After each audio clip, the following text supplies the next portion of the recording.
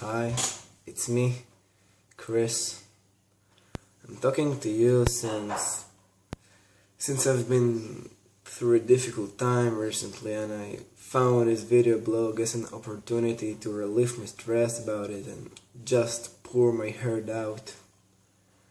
I feel a little bit angry and mostly confused as I found out that my brother Larry has committed suicide because of my father's actions, as he followed his own values.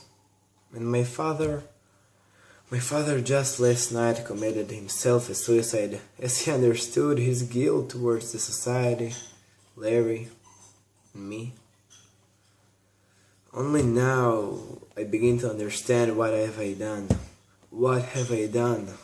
I have put too much pressure on my father about his actions. And you know what?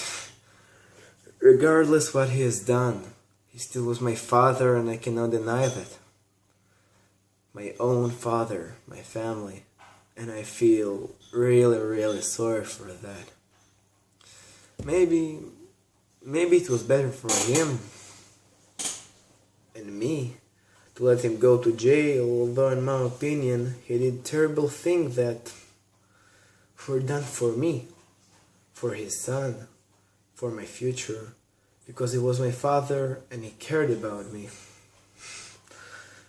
Anyway, it's too late to discuss those things, as I honestly don't know if I could forgive him now.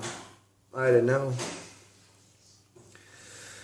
Deep inside, I'm still not full and incomplete with my decision towards Annie, to just leave her behind after she has already been a big part of the Keller family for a long time, after I loved her for so many years and proposed her.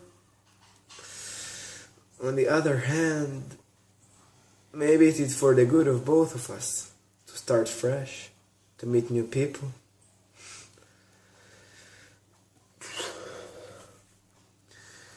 The only thing that I know is what I'll do next, and it will be very simple.